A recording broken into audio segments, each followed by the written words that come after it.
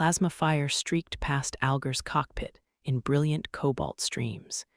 Each burst close enough to cook the metal hull of his interceptor. The Kithaeron battleship loomed before him like a mountain of obsidian and steel, its weapon arrays tracking his desperate, evasive maneuvers.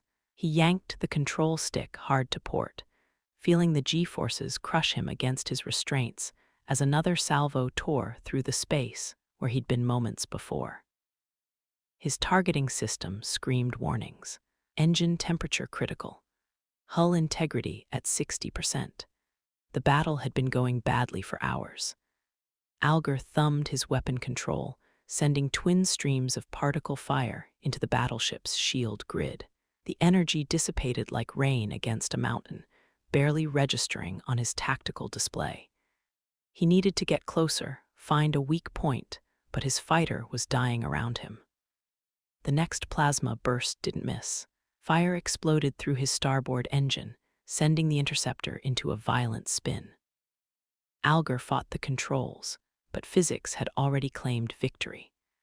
The planet below rushed up to meet him, a world of purple skies and twisted crystalline forests that grew larger with each passing second.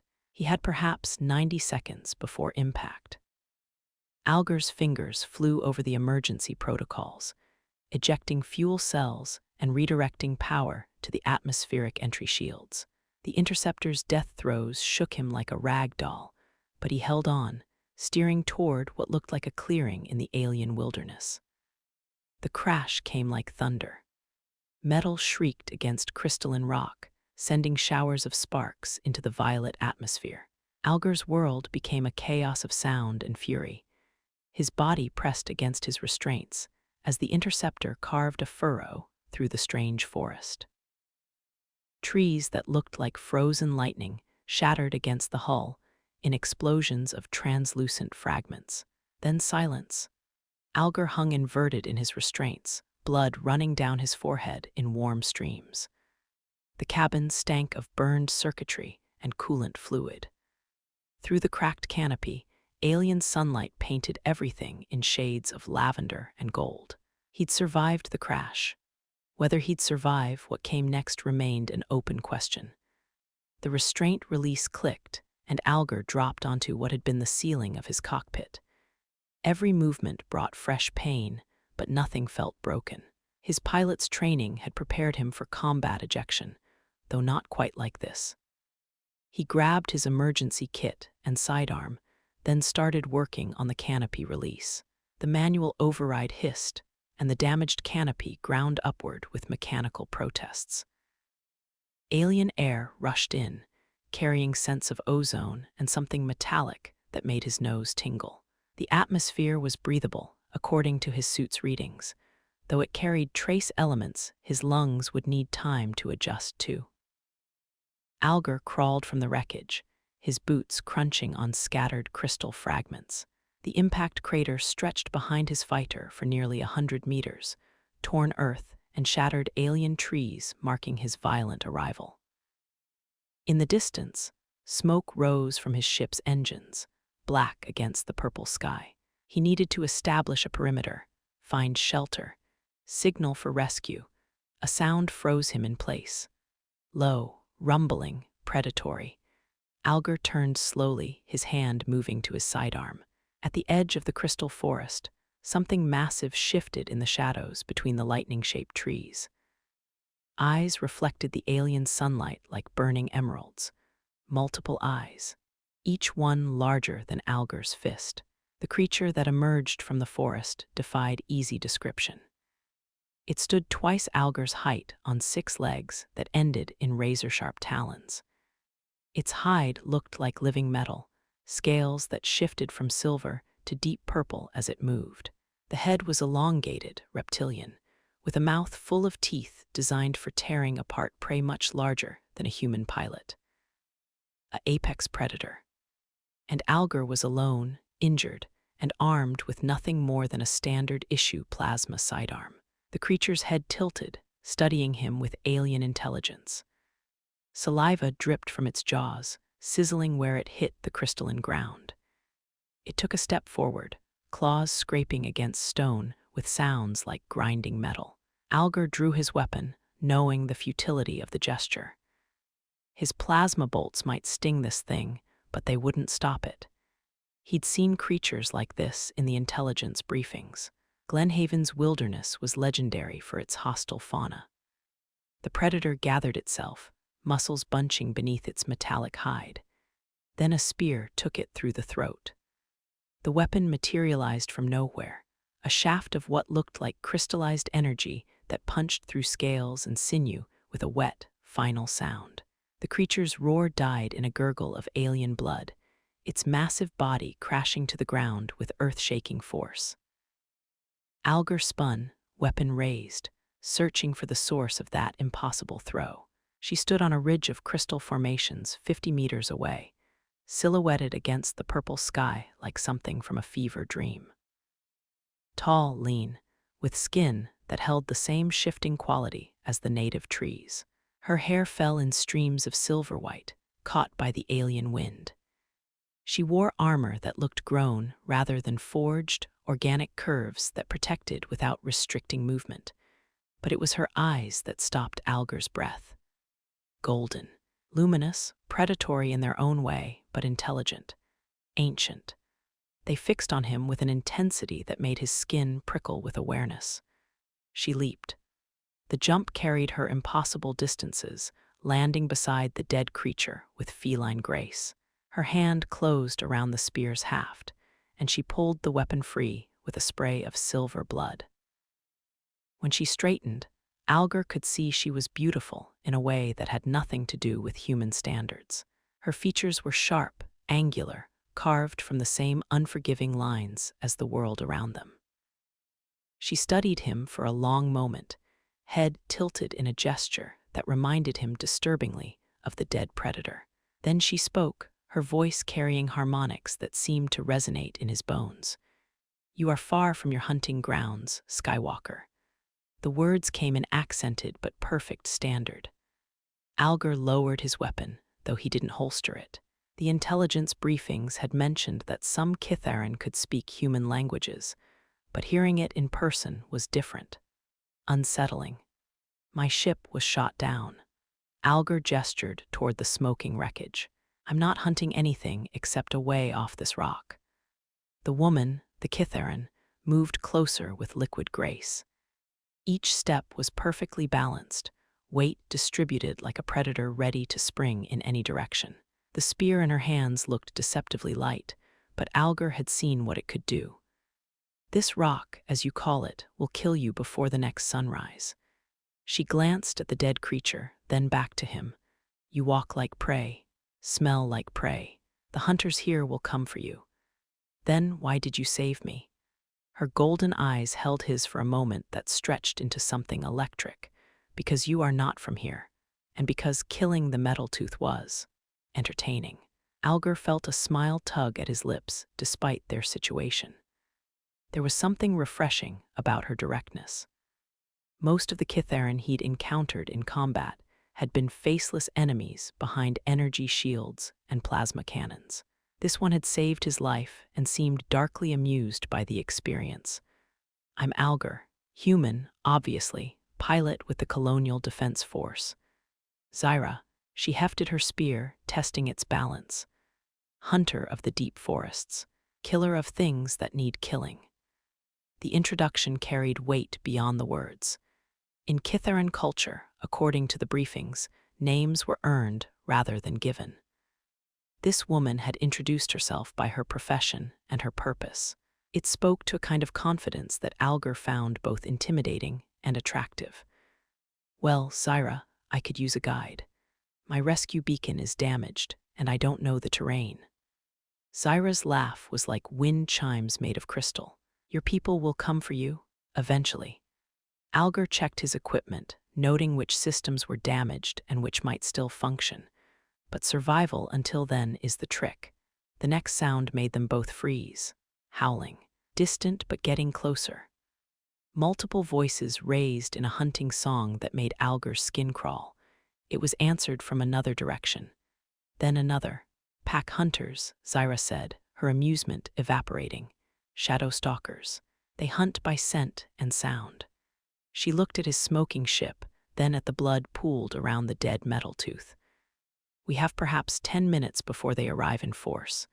10 minutes to do what? Move, or die where we stand. She turned and sprinted toward the forest, moving with inhuman speed over the uneven ground.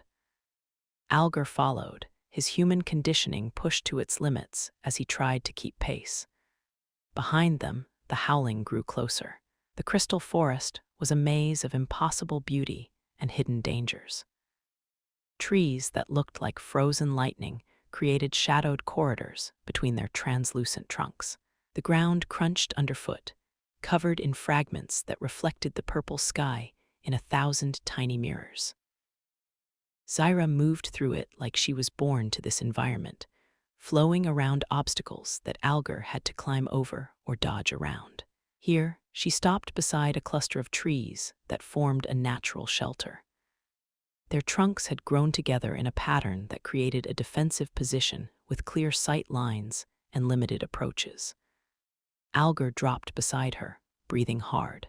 The howling was closer now, echoing off the crystal formations in ways that made it impossible to determine exact directions. His human ears weren't designed for this acoustic environment. How many are we talking about? Zyra tested the air, her nostrils flaring slightly.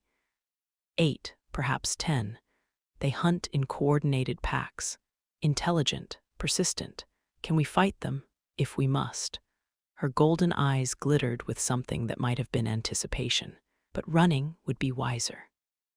Before Algar could respond, the first shadow stalker emerged from the forest. It was built like a nightmare version of a terrestrial wolf, but larger, with too many joints in its legs and eyes that glowed with bioluminescent fire. Its hide was matte black, seeming to absorb light rather than reflect it. When it moved, it flowed like liquid shadow between the crystal trees. Others followed, materializing from the forest with predatory silence. They moved with the coordinated precision of a pack that had hunted together for years. No wasted motion. No unnecessary sound. Just lethal efficiency focused on the two figures crouched among the lightning trees. Zyra's grip shifted on her spear, and Algar could see the muscles in her shoulders bunch with controlled tension. "This is not how I plan to spend my day," she murmured. "Make that 2 of us." The pack leader raised its head, testing the air. Its eyes fixed on their hiding spot with the certainty of a predator that had found its prey. It opened its mouth, revealing teeth like obsidian daggers, and released a low growl that seemed to vibrate through the crystal ground. Then it charged. Zyra moved like liquid lightning, her spear cutting through the air in an arc that took the pack leader across the throat. Black blood sprayed across the crystal fragments, but 2 more shadow stalkers were already closing from the flanks. Algar's plasma bolts caught the leftmost creature center mass, the energy bursts punching through its hide in flashes of blue fire. It stumbled, but didn't go down, its bioluminescent eyes burning brighter with pain and rage. The third stalker leaped for Zyra's back, claws extended for a killing strike. She spun, using the momentum to drive her spears point upward through its chest. The weapon's crystalline tip emerged from the creature's spine in a spray of silver light. But the pack wasn't finished.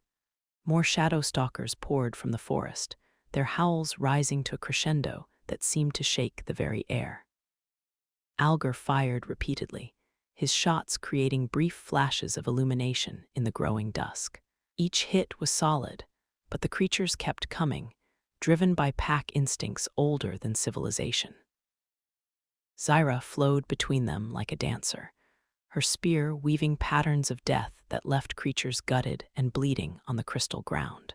But for every stalker they killed, another took its place. The pack was larger than she'd estimated. "We need to move," she called, pulling her spear from a creature's skull. "They will overwhelm us through numbers." Algar's weapon charge was running low, the indicator glowing amber in his peripheral vision. "Where?" "The cliffs, 2 kilometers north. They cannot follow us there." She pointed toward a ridge of formations that gleamed like frozen waterfalls in the distance. Between them and safety lay 2 kilometers of hostile forest filled with creatures that could run faster than any human. Can you keep up? Zyra's question carried no judgment, only practical assessment. Try me. They ran. The next several minutes blurred into a nightmare of speed and terror. Shadow stalkers flowed through the forest around them like liquid darkness, their howls creating an endless chorus of menace. Zyra led the way, her alien physiology allowing her to maintain a pace that pushed Algar to his absolute limits. Behind them, the pack closed distance with mechanical precision. They were herding their prey, Algar realized, driving them toward some predetermined killing ground. These weren't mindless beasts. They were apex predators with intelligence and tactical awareness. A shadow stalker burst from the trees directly ahead, its jaws aimed for Zyra's throat. She twisted aside at the last second, her spear opening its flank in a spray of black blood. But the attack had cost them precious seconds, and the pack was closing the gap. Algar's lungs burned with the effort of maintaining their pace. Human conditioning was impressive by most standards, but it had limits. His legs felt like lead, and each breath came harder than the last. The cliffs looked impossibly distant. Then Zyra stumbled. Her left leg gave out as they crested a small rise, sending her tumbling across the crystal fragments. When she rolled to a stop, Algar could see blood seeping through a tear in her armor. One of the stalkers had gotten closer than he'd realized. How bad? She tested the leg, her expression carefully neutral. I can walk. Running will be difficult. The howling was getting closer. Through the crystal trees, Algar could see shapes moving with purposeful intent. The pack had sensed weakness, and they were closing for the kill. He made a decision that would have gotten him court-martialed under normal circumstances. Algar lifted Zyra, one arm under her knees and the other supporting her back. She was surprisingly light for her height, her alien physiology apparently favoring lean muscle over bulk. Her golden eyes widened with something that might have been surprise. Your people carry their wounded. Sometimes we carry each other. Algar began moving toward the cliffs, his enhanced soldier's conditioning allowing him to bear her weight without significant decrease in speed. Depends on the situation. This is inefficient, maybe, but it's what we do.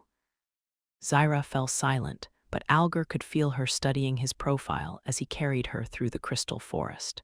Her spear remained ready in her hands, prepared to defend them both from any stalker that got too close. The cliffs grew larger as they approached, revealing details that had been invisible from a distance. The formations weren't natural crystal, Algar realized. They were some kind of constructed architecture, possibly ancient, with surfaces too smooth and angles too precise for random geological formation. Steps had been carved into the cliff face, leading upward to what looked like a series of defensive positions.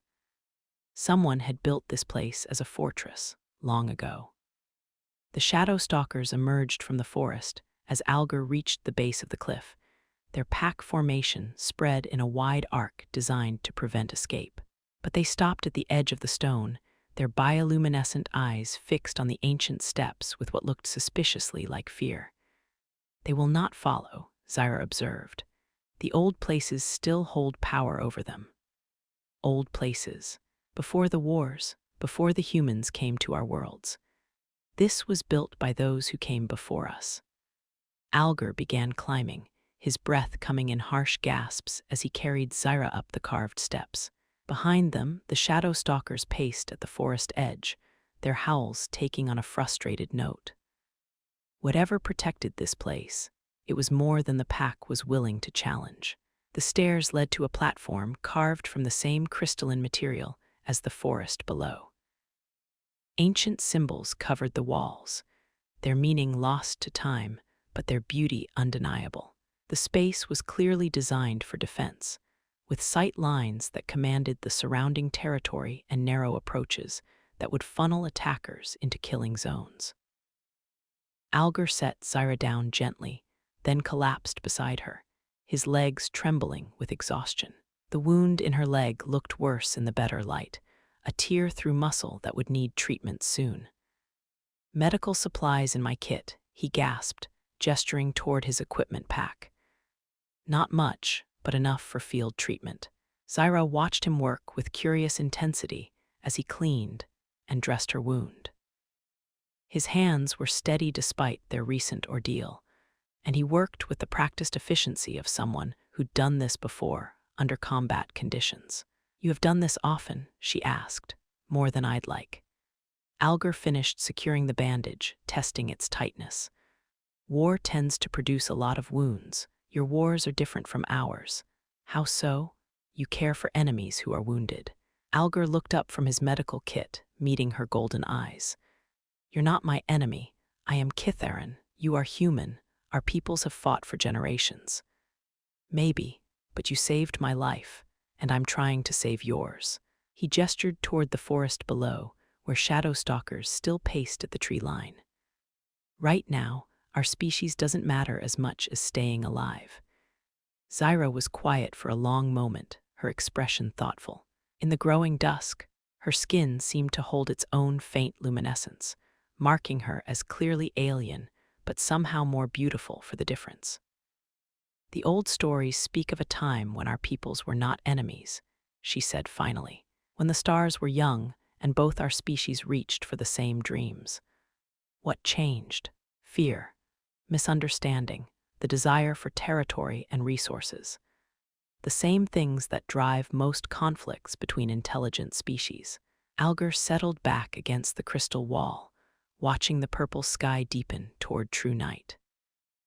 Around them, the ancient fortress held its silent vigil, protecting two beings whose peoples were locked in a war that neither of them had started. "Do you think it has to stay that way?" Zyra tested her injured leg, flexing the muscle beneath his bandaging. "There are those among my people who believe war is the natural state between species. That peace is only a temporary pause before the next conflict. And you?" "I think," she said slowly, "that carrying a wounded enemy up a cliff to safety suggests other possibilities exist." The conversation was interrupted by a sound that made them both freeze. Above them, something large was moving across the ancient stone. Footsteps, multiple sets, deliberate and coordinated.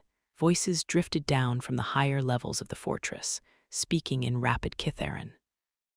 Algar couldn't understand the words, but the tone was clearly military, organized, professional.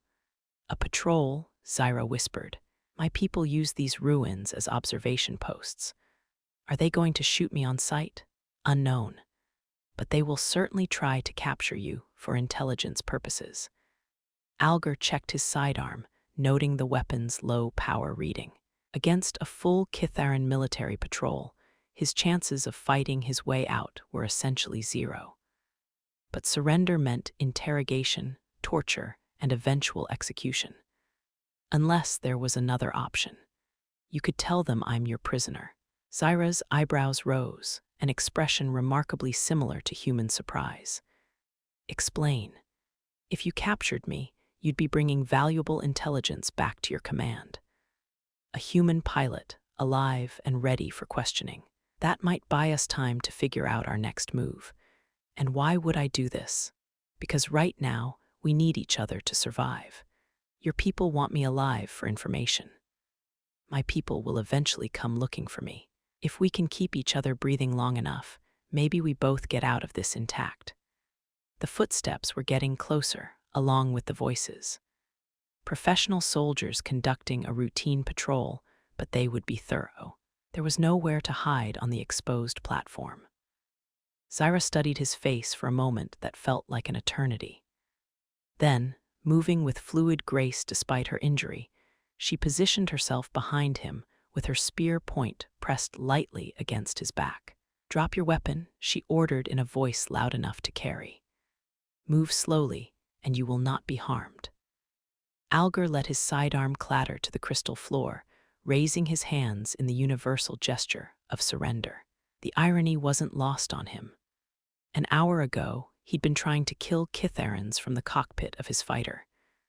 Now, he was trusting one with his life. The patrol appeared at the top of the stairs, weapons raised and ready. 4 soldiers in combat armor that looked grown rather than manufactured. Their faces hidden behind helmets that reflected the ancient symbols carved into the walls. They moved with military precision, spreading out to cover all angles of approach. Their leader stepped forward, removing her helmet to reveal features that were unmistakably Kitharan, but somehow different from Zyra's. Harder, more angular, eyes like chips of green ice. Hunter Zyra. The officer's voice carried the authority of command. You were reported missing from your patrol sector. Mechanical difficulties with my transport, Zyra replied smoothly, but the delay proved profitable. The officer's gaze shifted to Algar, studying him with the clinical assessment of a professional soldier evaluating a captured enemy. Human, Colonial Defense Force by the uniform markings. Fighter pilot, shot down during the engagement in orbit. His ship crashed in the deep forest. Intelligence value, significant. He would have knowledge of human fleet dispositions, tactical doctrine, base locations. The lie came so easily that Algar almost believed it himself. Zyra was weaving a story that would keep him alive while putting herself in position to benefit from his capture. It was a dangerous game, but their only viable option. Excellent work, Hunter. The officer gestured to her soldiers. Secure the prisoner for transport. Command will want to begin interrogation immediately.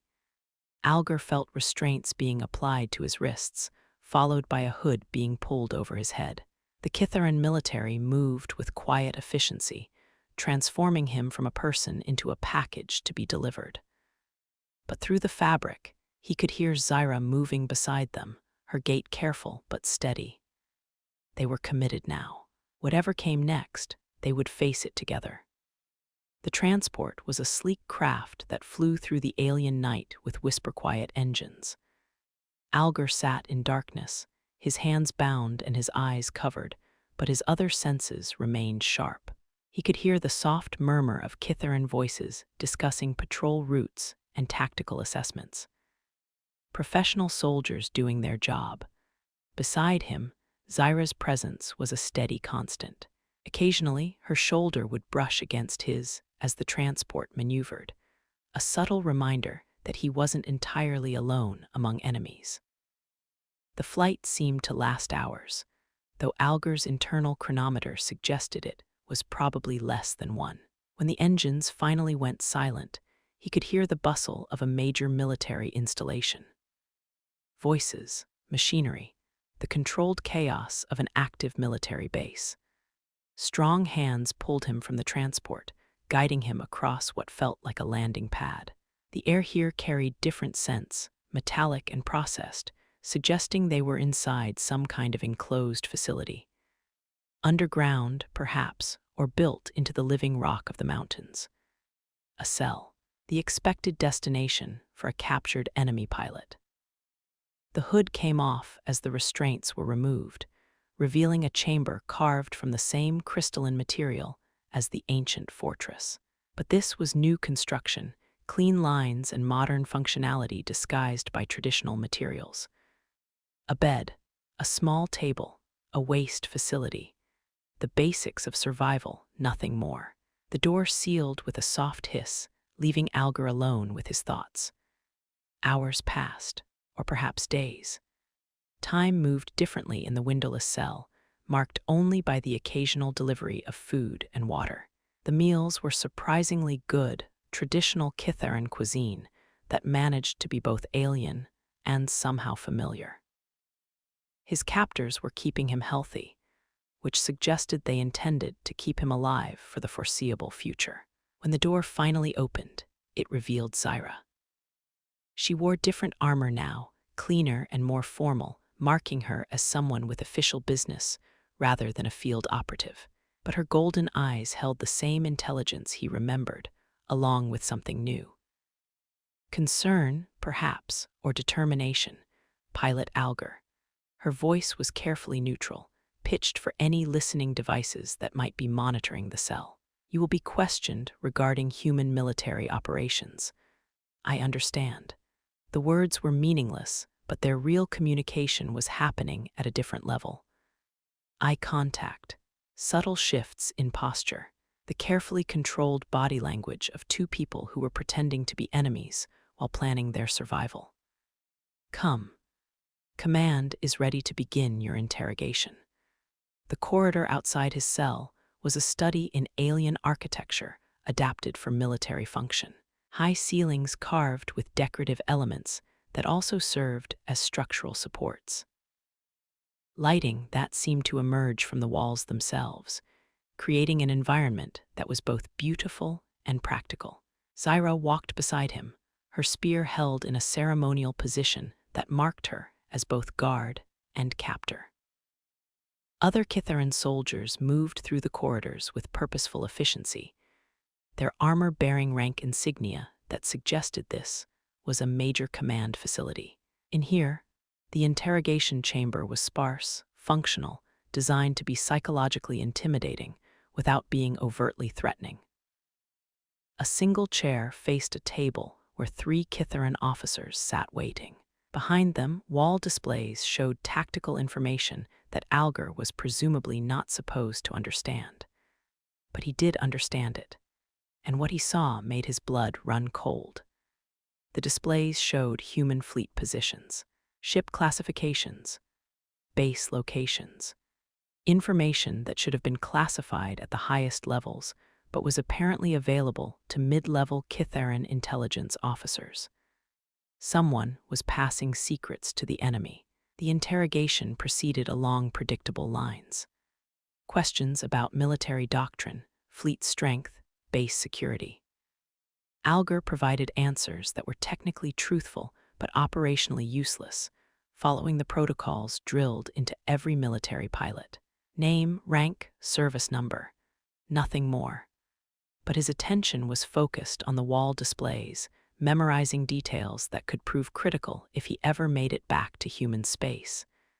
Ship movements, communication protocols, intelligence assessments that were frighteningly accurate. After several hours, the lead interrogator called for a break. Alger was returned to his cell, but not before he'd managed to catch Zyra's eye. She'd seen his reaction to the displays, understood its significance. That night, she came to his cell. The guards had been dismissed, leaving her alone with the prisoner for what appeared to be a private interrogation session. But when the door sealed behind her, Zyra's careful military posture relaxed into something more natural. You saw the intelligence displays. It wasn't a question. Alger nodded, keeping his voice low in case the cell was monitored. Someone in my command structure is feeding information to your people. Ship movements, base locations, operational plans. Things that could only come from someone with high-level access. Zyra settled into the cell's single chair, her expression thoughtful. Such information would be valuable to those who seek advantage in this war. Valuable enough to kill for. Alger leaned against the wall, studying her alien features in the dim light. The question is, what are we going to do about it? You saved my life. I'm starting to think that wasn't entirely accidental. Zyra was quiet for a long moment, her golden eyes reflecting the chamber's ambient lighting. Among my people, there are those who believe this war has gone on too long, that both our species are bleeding resources that could be better used for exploration and growth rather than destruction. And you're one of them. I am a hunter. My purpose is to protect my people from threats, but sometimes the greatest threat comes from within. She stood, moving to the door controls with fluid grace. Tomorrow, you will be transferred to a high-security facility for enhanced interrogation. The transport will pass through the Glenhaven Valley, where there are opportunities for unexpected events. Escape, if one were prepared for such possibilities. Her smile was sharp, predatory, beautiful, a hunter who has identified her target. Why are you doing this? Because, she said, you carried a wounded enemy up a cliff to safety. And because I think both our peoples deserve better than endless war. The next day came with a precision that suggested careful planning. Algar was processed for transfer, his restraints checked and double-checked by guards who treated the entire operation as routine. Zyra stood by as his escort, her role apparently expanded to include prisoner transport duty. The transport vehicle was different from the flyer that had brought him to the base. Ground-based, armored, designed for security rather than speed. 2 guards sat in the front compartment, while Zyra rode in the back with Algar, her spear positioned to discourage any escape attempts. The route took them through terrain that grew progressively more wild as they left the military facility behind. Crystalline forests gave way to open valleys where alien grasses waved in purple-tinted wind. Mountains rose in the distance, their peaks wreathed in clouds that sparked with electrical discharge. Glenhaven Valley, beautiful, isolated, and according to Zyra's intelligence, the perfect place for an ambush. The attack came without warning. Energy beams lanced from concealed positions in the valley walls, striking the transport's armored hull with devastating precision. The vehicle lurched, its systems failing as vital components were surgically destroyed by an enemy that knew exactly where to aim. Zyra moved like liquid lightning, her spear taking the nearest guard before he could draw his weapon. The second guard died a heartbeat later, his throat opened by a blade that seemed to appear from nowhere. The transport ground to a halt, smoke rising from its damaged engines. Ambush, Algar observed, his restraints already removed by Zyra's efficient work. Insurgent activity. Her smile was sharp with satisfaction. There are those among my people who oppose the current command structure. How convenient. They moved quickly, abandoning the transport before its destruction could draw additional military response. Zyra led the way into the concealing terrain of the valley, following paths that seemed to exist only in her memory. Behind them, secondary explosions marked the transport's complete destruction. Any investigation would find evidence of insurgent attack, nothing more. 2 guards dead, 1 prisoner and his escort missing, presumed killed in the assault. A perfect cover story. The safe house was hidden in a cluster of crystalline formations that provided both concealment and defensive positions. Natural caves, expanded and modified by hands that understood both architecture and military necessity. Inside, Algar found a small but well-equipped facility stocked with supplies, weapons, and communication equipment. And people. 3 Kitharans waited in the main chamber, their armor bearing insignia that Algar didn't recognize. Not military, not exactly civilian either. Something in between. The resistance, Zyra explained. Those who believe our people should find another path forward. Their leader was an older Kitharan male whose scarred features spoke of extensive combat experience. He studied Algar with eyes that held both wariness and something that might have been hope. So, the human pilot who Hunter Zyra believes can help us end this war. I'm not sure what I can do about a conflict between 2 star-spanning civilizations. You can carry information to your people. Evidence of what is happening here. The commander gestured to wall displays that showed tactical information frighteningly similar to what Algar had seen in the interrogation chamber. A conspiracy that involves members of both our command structures. The displays told a story that made Algar's blood run cold. Ship movements coordinated to create maximum casualties on both sides. Diplomatic initiatives sabotaged before they could gain momentum. Battle plans leaked to ensure that every engagement would be costly and inconclusive. Someone wanted the war to continue, wanted both species to bleed themselves white in endless conflict, while a select few profited from the carnage. The names on the display included Kitharan military commanders and human fleet admirals.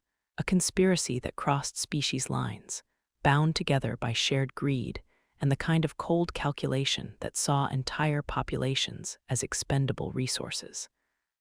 How long has this been going on? Years. The commander's voice carried the weight of someone who had discovered a truth too large to easily bear. Both our peoples believe they are fighting for survival. In reality, they are being manipulated by those who profit from perpetual conflict. Zyra moved beside Algar, her presence both comforting and electric. We have gathered evidence, but it must reach those who can act on it. Your human command structure, my people's governing council, those who still believe in honor over profit. And you think I can carry this information home? You are a pilot. You understand both tactical doctrine and political necessity. And you have seen the evidence with your own eyes. Algar studied the displays, memorizing details that could prove critical. Ship registries, communication protocols, financial transactions that traced the flow of weapons and intelligence between officially neutral parties. It was enough to expose the conspiracy, if he could get it to the right people. There is a human observation post in the outer system, Zyra said. A monitoring station disguised as a commercial mining platform. If we can reach it, you could transmit this information to your fleet command.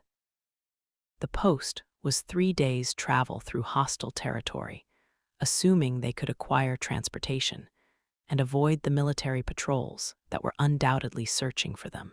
Not impossible, but far from guaranteed. You're talking about treason against your own people. I am talking about saving my people from those who would sacrifice them for personal gain. Zyra's golden eyes held his with unwavering intensity. Just as you would be saving yours. The decision should have been difficult. Everything about his training said that trusting an enemy alien was dangerous, potentially suicidal, almost certainly against regulations. But she had saved his life, had risked her own position to expose a conspiracy that threatened both their species, had chosen principle over profit when the easy path would have been to simply turn him over to her commanders. When do we leave? Zyra's smile was brilliant, beautiful, full of promise and danger in equal measure. Tonight, under cover of darkness when the patrols are minimal and the monitoring satellites are focused on other sectors. The stolen transport was a civilian cargo hauler, unremarkable and properly documented for travel between mining operations in the outer system. Not fast, but reliable, and unlikely to attract unwanted attention from military patrols. Algar sat in the co-pilot's seat, watching Zyra work the controls with practiced efficiency. She flew like she fought, with fluid grace and absolute confidence in her abilities. The transport responded to her touch like a living thing, rising smoothly into the purple night sky. Below them, the Kitharan military base showed as a cluster of lights against the darkness. Somewhere in those structures, officers were probably discovering that their prisoner transport had been destroyed and their valuable human pilot was missing. Soon, search patrols would spread across the system, hunting for any trace of survivors. They had perhaps 6 hours before the search pattern expanded to include their current flight path.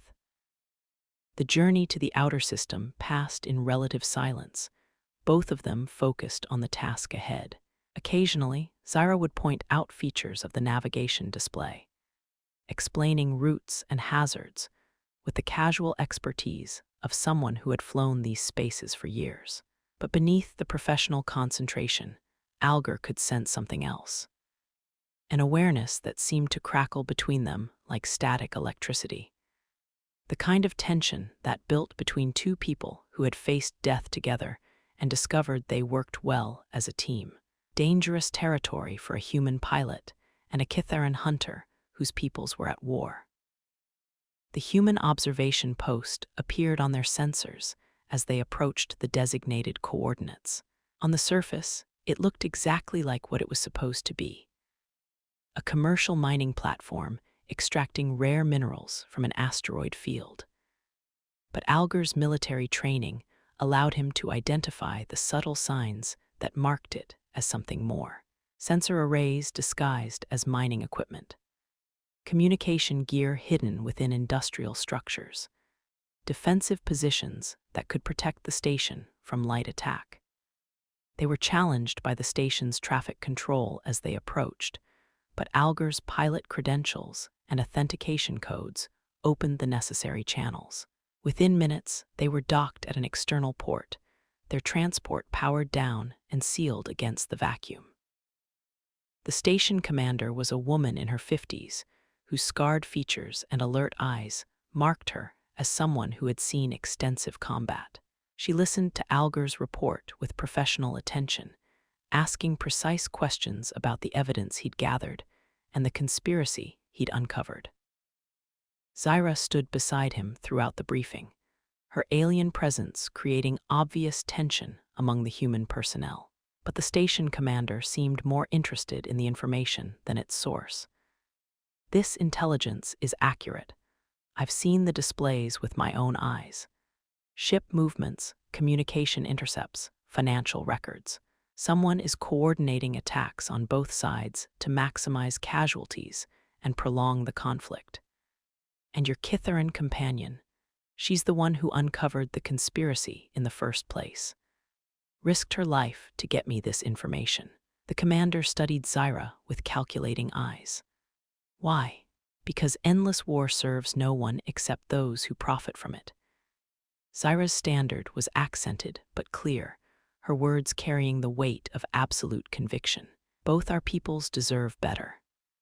The next several hours were spent in detailed debriefing, with both Alger and Zyra providing information about the conspiracy they'd uncovered. Names, dates, tactical information, financial records.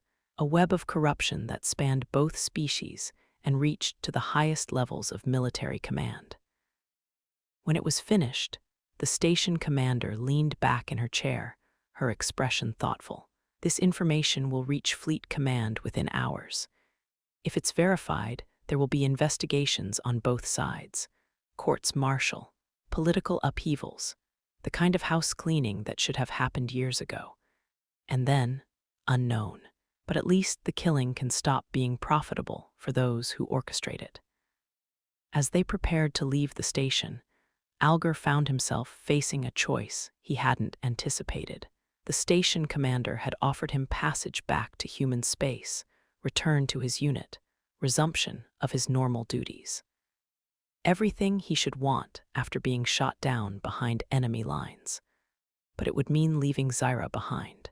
She would be returning to her own people, carrying evidence that would expose the conspiracy from the Kitharan side.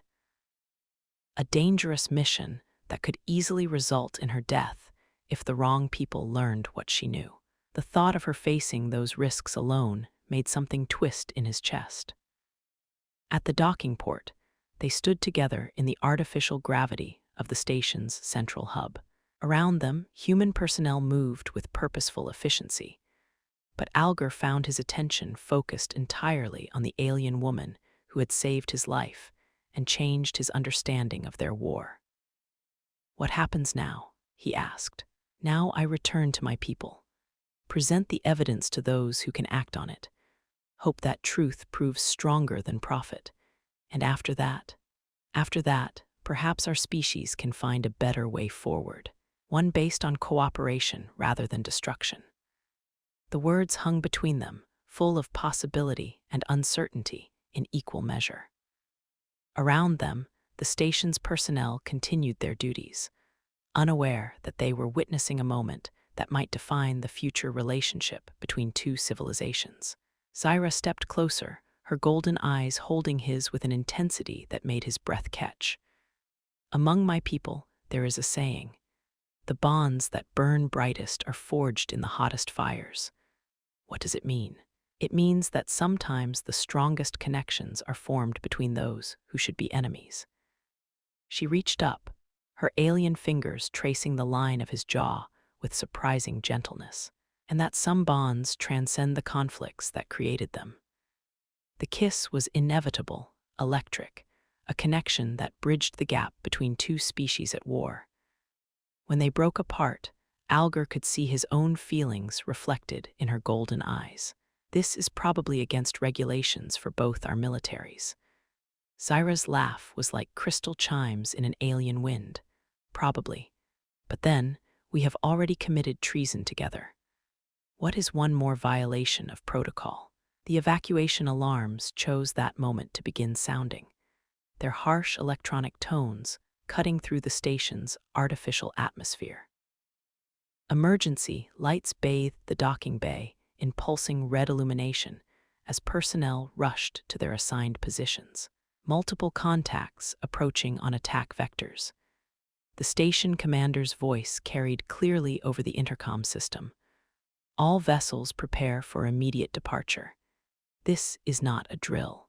Through the docking bay's transparent barriers, Alger could see ships emerging from the asteroid field's concealment. Kitharan vessels, their hulls gleaming with the organic curves that marked advanced alien technology. But they flew in formation with human ships, a cooperation that should have been impossible given the current state of the war. The conspiracy had found them. We need to go. Now, Alger grabbed Zyra's hand, pulling her toward their transport. If they'd located the observation post, it meant someone in the human command structure had leaked their location. The same someone who was profiting from perpetual war. Their ship's engines were already warming as they reached the cockpit, systems coming online with reassuring efficiency. Through the cockpit window, Alger could see the attacking fleet spreading into assault formation, weapons charging for coordinated bombardment. The observation post's defensive systems engaged, sending streams of particle fire toward the approaching vessels. But the station was designed for monitoring and intelligence gathering, not prolonged combat against a fleet-level assault. Its defenses were adequate for dealing with pirates or raiders, but woefully insufficient against coordinated military attack. Alger's hands flew over the transport's controls, bringing their vessel online and preparing for emergency departure.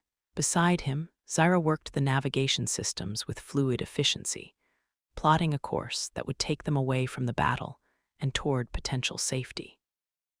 But where was safety for a human pilot and a Kitharan hunter whose own military commands wanted them dead? The docking clamps released with mechanical certainty, freeing their transport from the station's structure just as the first bombardment impacts sent shockwaves through the asteroid field. Behind them, the observation post's hull plating began to glow with absorbed energy from the concentrated fire. Alger pushed their engines to maximum output, accelerating away from the station as fast as their stolen transport could manage. It wasn't particularly fast by military standards, but it would have to be enough. The pursuing ships moved to intercept, their superior speed and maneuverability making the outcome of any chase inevitable. But Zyra had found something in the navigation database that might give them an edge. Asteroid field, she reported, her fingers dancing over the sensor controls. Complex gravitational patterns, multiple hidden passages. If we can reach it, our smaller size might allow us to evade pursuit. How far? 12 minutes at current speed. Behind them, energy weapons began reaching for their ship with deadly precision. The first shots were wide, but each volley came closer as the pursuing vessels refined their targeting solutions. It was only a matter of time before the transport's minimal shielding failed under concentrated fire. Alger threw their ship into evasive maneuvers, using every trick he'd learned in combat training to make their vessel a difficult target. But evasion cost speed, and speed was the only thing standing between them and destruction. 8 minutes to the asteroid field.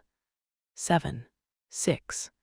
An energy blast caught their starboard engine, sending alarms screaming through the cockpit as critical systems began failing. The transport lurched, its carefully balanced flight becoming a barely controlled fall toward the massive asteroid that marked the edge of their destination. 5 minutes. 4, 3. Another hit, this one punching through their rear shielding and into the cargo compartment. Atmosphere began venting into space, the thin stream of escaping air creating a visible trail that made them even easier to track. But they had reached the asteroid field. Alger dove into the maze of spinning rock and ice, using the transport's remaining maneuverability to thread between obstacles that would have challenged a military pilot in a purpose-built fighter. Behind them, their pursuers were forced to slow their approach, unwilling to risk their larger vessels against the field's chaotic gravitational patterns. It bought them time. Not much, but enough. Hidden passage, Zyra called, her sensors detecting a gap between two massive asteroids that their smaller ship could navigate. It leads deeper into the field, toward an area where our sensors will be masked by natural interference. Alger didn't hesitate, diving into the passage with the kind of precise control that separated survival from destruction in asteroid navigation. The transport scraped against ice and rock, its hull groaning under stresses it was never designed to handle. But they made it through. On the other side of the passage, they found themselves in a pocket of relative calm, surrounded by the asteroid field's natural chaos. Their sensors showed clear space for several kilometers in all directions, masked from outside detection by the gravitational interference of the surrounding rocks. Temporary safety. But their transport was dying around them, its systems failing one by one as damage from the pursuit took its toll. Life support would last perhaps an hour before the atmosphere became unbreathable. Any ideas? Alger asked, studying the damage reports that painted an increasingly desperate picture. Zyra was already working the communication system, her fingers moving with the precision of someone who knew exactly what she was looking for. There, a signal, faint but recognizable. What kind of signal? Kitharan resistance frequency. The people we worked with at the safe house. If they received our intelligence transmission, they might be able to provide extraction. The response came within minutes, a coded message that brought visible relief to Zyra's alien features. Rendezvous coordinates in the outer system, at a location where both human and Kitharan resistance elements could operate safely. But getting there would require a functional ship, and their transport was rapidly becoming a collection of failing systems held together by luck and determination. Emergency beacon, Alger decided, activating the transport's distress transmitter.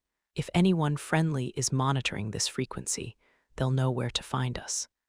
And if anyone unfriendly is monitoring, then we'll be dead before it matters. The rescue came from an unexpected direction. A ship emerged from the asteroid field's concealment, its design unlike anything Alger had seen before. Human and Kitharan technology merged into something new, hull plating, that shifted between metallic and organic configurations as its adaptive systems responded to changing conditions. The vessel's communication system carried a familiar voice. "This is Captain Sarah Morrison, commanding the Joint Vessel Harmony. We received your intelligence transmission and have been authorized to provide extraction and safe passage to neutral territory." A joint ship. Human and Kitharan crew working together, their combined technologies creating something greater than either species could achieve alone. It was unprecedented, revolutionary, and apparently the result of the intelligence they'd transmitted from the observation post. Their evidence had sparked more than investigations. It had created the beginning of cooperation between species that had been at war for generations. The transfer was accomplished smoothly. Their failing transport docked with the joint vessel just as its life support finally gave up the struggle.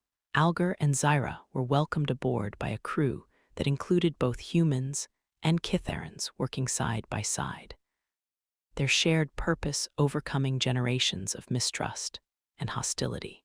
Captain Morrison was a woman in her 40s, whose steady gaze and confident manner marked her as someone accustomed to command.